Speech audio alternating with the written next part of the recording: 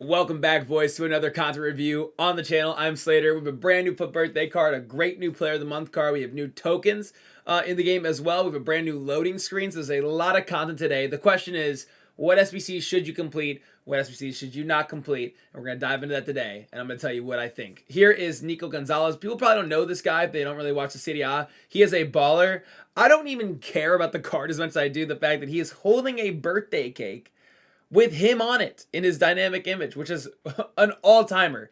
We had the Nkuku where he's blowing up the balloon. Think of like the Demi Payet where he has the Santa Claus hat on, and now we have Nico Gonzalez holding a birthday cake of himself. That might be my favorite one we've seen in a long time. Thinking back to like even the Jonathan David footy card where he's like kissing the rose. This is like an all-timer. 4-star, 5-star, high, medium work rates, left-footed, right wing, left wing, and right mid. Shout out to the fact that they gave no CDI cards for the entirety first week of a birthday, and now I've given like 10 of them in Team 2. He's got great pace splits, solid shooting stats for the most part. Vision is low, but the short passing is good. Dribbling stats are fairly well-rounded. He does have a little bit of low composure at the end of the day.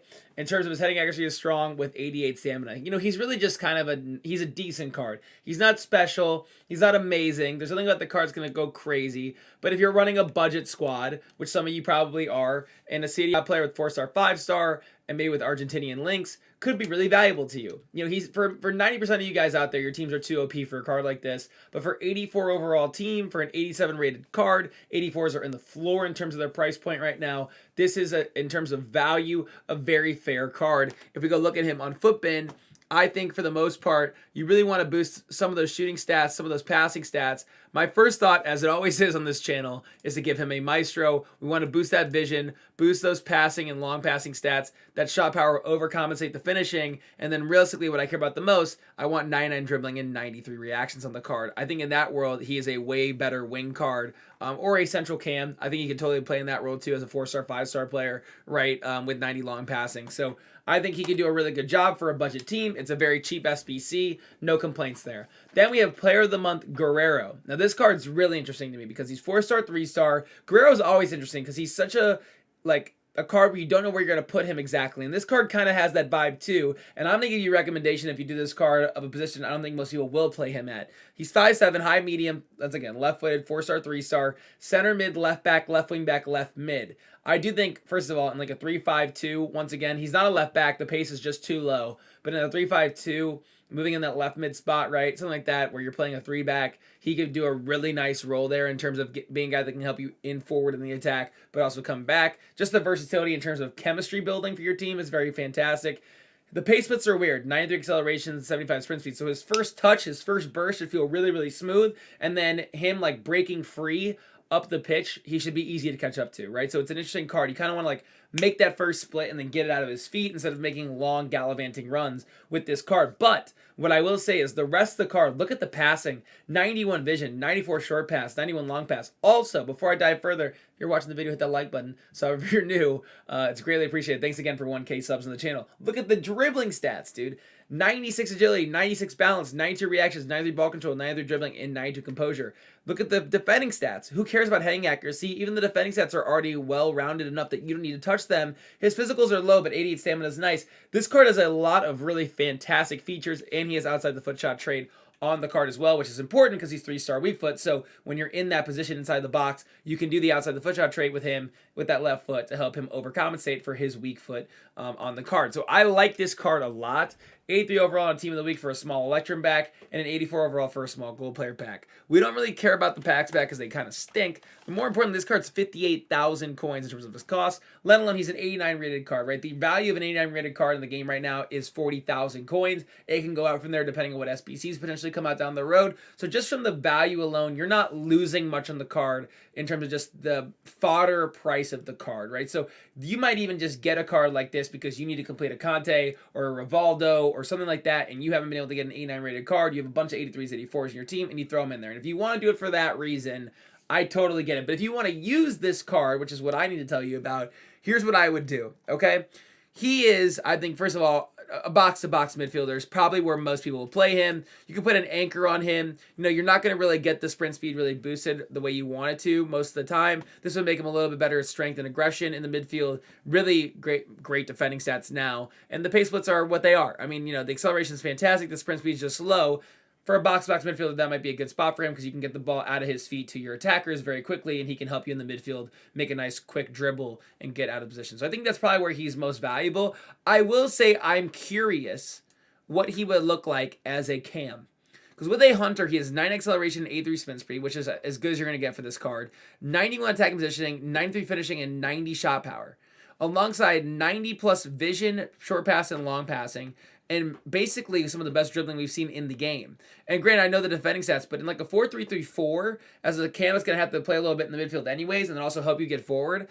You know, he's a 92 rated cam on FUTBin. Now, granted, that doesn't mean a whole lot, but I'm just saying, like, that is an alternative position for him, too. This guy's kind of a jack of all trades. You can play him in a lot of positions. I really like that card, okay? I think they're both great value SBCs, and both have a place either as fodder or in teams, depending on what your current team situation looks like. We also have an 85x5 upgrade, which you guys know by now. These are good packs in terms of the fact that like they have a chance of you getting something big. They're just overpriced. We have marquee matchups. I said token. I think I said tokens earlier, so my apologies if I led you astray. Maybe there's a moment. We'll go see.